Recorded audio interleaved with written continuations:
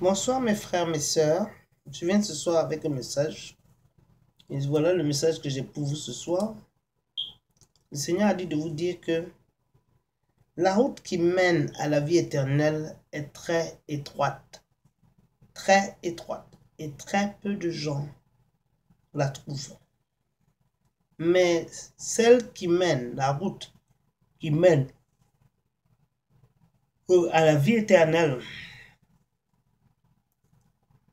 la route qui mène, pardon, à l'enfer, qui amène vers l'enfer est très, très grande. Et la plupart des gens, c'est dans cette route-là qu'ils sont. Et ça, c'est non seulement pour les chrétiens, c'est aussi pour les non-chrétiens. Ça veut dire que beaucoup de gens chrétiens, des pasteurs, beaucoup de gens qui ont des titres dans l'église, diacres, que ce soit des gens qui sont évangélistes, quelle que soit votre position dans l'église, sachez que la route qui mène à l'enfer est très, très grande et très grande ouverte. Beaucoup de gens s'engagent par contre dans cette grande route de perdition et de destruction. Qu'est-ce que ça veut dire? Ça veut dire que beaucoup d'hommes sur la terre ne vont pas réaliser quelque chose. Il y a quelque chose que la plupart des gens ne vont pas réaliser. Ils ne vont pas savoir réaliser ce qui peut les empêcher d'aller au paradis. C'est ce que ça veut dire. Et de rapturer. Et ça fait peur. C'est un message très sérieux. Un message que je ne peux même pas prêcher dans une église parce que les gens à l'église, ils sont trop occupés à être que vous soyez des membres. Et puis, ce qui les intéresse surtout, c'est combien de membres ils vont avoir. Et puis, les offrandes, ils veulent de l'argent. Voilà, c'est la vérité. Nous sommes dans une époque où il y a une onction vraiment satanique sur les pasteurs. Et les pasteurs n'ont pas vraiment envie de froisser les gens. Eux, ce qui les intéresse le plus, c'est que les hommes soient contents. C'est même pas Dieu. Ils n'ont pas peur de Dieu. C'est-à-dire, tant que l'homosexuel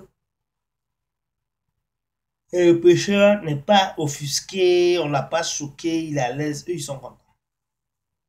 Mais parce que les choses qui sont légales sur la terre ne veut pas dire qu'elles sont légales au ciel. On doit faire très attention. La Bible est claire, Jésus est clair. Il a dit que tous ceux qui disent Jésus, Jésus, ne vont pas entrer dans mon royaume, mais ceux qui font la volonté de mon Père. Ça, c'est quelque chose qu'aucun, tu ne vas pas entendre ça à l'église. Les pasteurs ne vont pas prêcher ça à l'église. Ils ne vont pas te dire ça comme ça. Et c'est ça qui fait peur. Et le jour de la rapture, les églises seront très pleines. Il y a un pasteur convaincu, il s'appelle John Hagee, il dit ça.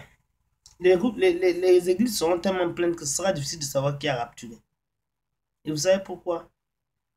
Ce sera difficile parce que ceux qui ont rapturé sont des enfants, des bébés qui ne savent même pas bien parler. C'est des petits enfants qui vont rapturer. Les bébés des gens vont disparaître. Même qu'ils soient des sorciers ou ne sont pas des sorciers. L'enfant, Jésus aime beaucoup les enfants. Les enfants vont d'abord disparaître. Et puis après, le jugement, les autres vont partir. Ça veut dire que quand la fin du monde va venir, quand la rapture va venir, les gens ne vont pas réaliser que la rapture est venue. Parce que les enfants vont partir ne peuvent pas parler. C'est les enfants qui sont en très jeune âge. C'est ça qui fait peur. Ça veut dire que la plupart des choses que vous entendez dans les églises maintenant, faites attention. Si c'est trop bon pour être vrai, méfiez-vous. C'est vrai que les messages de maintenant, bon, ça fait du bien à votre âme, parce que vous vous disiez, mais écoute, hein, Jésus m'aime trop, il m'a trop aimé, donc rien ne peut me séparer de son amour. Je suis sauvé par la grâce, et puis il n'y a rien que je n'ai ajouté. Oui, nous sommes sauvés par la grâce, parce que il n'est pas la grâce, ça c'est très dur qu'on soit sanctifié. Donc, et Dieu sait qu'il y a beaucoup de péchés, même qu'on n'est même pas en fonction des péchés. Et ce sera très difficile d'être saint. C'est pour ça qu'il a envoyé son fils. Mais une chose est certaine, il a envoyé son fils pour mourir à notre place. Mais une chose est certaine, c'est que euh, ce qui est très important, c'est que les gens soient sanctifiés. Parce que la Bible est claire. Jésus a dit que celui qui n'est pas sanctifié ne verra pas Dieu. La sanctification, c'est très, très, très important. Mais c'est quelque chose que les gens ne prêchent plus de nos jours dans les églises. C'est ça qui fait peur. Les gens pensent qu'ils peuvent seulement se redonner au paradis comme ça. Non, tu n'es pas sanctifié. Tu ne verras pas Dieu. Ton corps ne peut même pas s'élever. Ton corps glorieux ne pourra pas s'élever. Et c'est ça, mes bien-aimés, faites attention. Faites attention, nous sommes dans les derniers jours. Dans les églises, vous n'allez pas avancer. Vous savez, vous allez commencer à avoir peur quand vous commencez à lire la Bible. Vous allez réaliser quelque chose. Je ne parle pas de lire ici un verset là. Lisez du début jusqu'à la fin.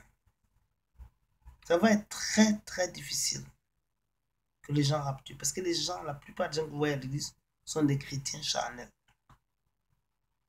Donc ça va être dur. Mais celui qui se répand, qui se prépare, il va aller loin. Jésus a dit, c'est pas tous ceux qui disent Jésus, Jésus, Jésus qui font de moi, mais ceux qui font la volonté de mon Père. Et la Bible dit que rien d'impur ne verra Dieu. C'est-à-dire qu'on doit vraiment s'apprêter. La Bible dit qu'il faut travailler ton salut avec peur et tremblement. Mais ça, c'est juste qu'on ne vous dit pas à l'église. Oui, c'est vrai, il y a une grâce, mais ce n'est pas comme ça. Il y a une grâce, oui. On est sauvé par la grâce. La grâce, c'est la puissance de devenir un enfant de Dieu. On est vraiment sauvé par la grâce. Et puis la sanctification, là, c'est quelque chose qui parle de notre corps. Et c'est un minimum. C'est le minimum qu'on doit avoir pour aller au paradis. C'est-à-dire que le sanctifié, c'est celui qui n'est pas un alcoolique. Parce que moi, j'ai lu, la Bible n'a jamais dit de boire, mais la Bible est claire de ne pas être un alcoolique. Bien que les pasteurs disent que il faut pas boire. Non, si tu sais que tu as un problème d'alcoolisme, ne touche pas l'alcool. Ne touche pas le vin et les boissons fortes. Si tu sais que tu ne sais pas t'arrêter. Parce que la Bible n'a jamais dit de ne pas boire. Je n'ai jamais lu ça. Mais ce qui est clair, l'alcoolisme c'est un péché. Quand tu bois là, tu peux boire léger, un peu, pour te sentir bien. Mais tu n'as pas besoin de boire jusqu'à tomber ici, vomir, avoir le vertige de n'importe quoi. Tu ne sais même pas comment tu as tué quelqu'un. Tu bois jusqu'à tu ne sais même pas avec qui tu as couché hier nuit, s'ils ont mis condom ou pas. Ça c'est des choses graves, ça. Tu bois, tu vomis, toute ta chambre tourne. Tu as le vertige. C'est pas bon. La Bible dit de ne pas être un alcoolique. La Bible dit de ne pas être quelqu'un qui abuse la drogue, un drogué. La Bible est claire de ne pas être un fornicateur, de ne pas être quelqu'un qui se masturbe, quelqu'un qui joue avec son corps pour le plaisir sexuel. Quelqu'un qui regarde la pornographie, c'est pas bon. Tu regardes des choses sales, ça veut dire que tu n'es pas sans tes yeux là, ton corps doit être sanctifié. Et Dieu fera le reste. Tu lui demandes, tous les autres, tu lui demandes qu'est-ce qui ne va pas. Seigneur, apprends-moi à pardonner tout ce que tu sens qui ne va pas. Ou tu lui demandes seulement, Seigneur, donne-moi le pouvoir d'être quelqu'un de sanctifié. Parce que la Bible est claire, on dit que tu dois être né de nouveau. Jésus a dit à Nicodème, tu dois être né de nouveau. Ça veut dire que tu dois être une nouvelle créature. Tu ne peux pas être la même personne qui pêche, qui fait n'importe quoi. Non, mais bien aimé, je veux prier avec vous. En tout cas, la route du salut est petite, hein? Tout ce qui est populaire, tout ce que vous entendez partout, ce n'est pas la vérité. La Bible est claire que la route qui mène au salut est petite, que très peu de gens le trouvent. Jésus m'avait dit que c'est difficile pour quelqu'un de rentrer dans le royaume de Dieu. Et surtout pour les riches, il paraît que ça sera plus difficile pour eux d'entrer que pour un chameau d'entrer dans le trou d'une aiguille. Donc ceux qui ont des oreilles, écoutez. Ceux qui n'ont pas d'oreilles, continuez. Continuez à vous blaguer, mais ce n'est pas ce que vous croyez. C'est pour ça que la route est petite, que très peu de gens la font. Il y a beaucoup qui diront, je ne vous connais pas, écartez-moi de vous. Ils vont dire, mais nous, on a fait des croisades, on a guéri les malades, on a fait ça. Jésus va dire, je ne vous connais pas, travailleur d'indignité, écartez de moi. Écartez-vous de moi, je ne vous ai jamais connu. Ça ne veut pas faire ça. Ça veut dire que ce n'est pas tout le monde qui est dans l'église qui va rentrer. Donc, ma chérie, mon chéri, mes bien-aimés, je veux prier avec vous. Si vous n'êtes pas sauvés, je veux qu'on prie maintenant. Répétez avec moi, Seigneur Jésus,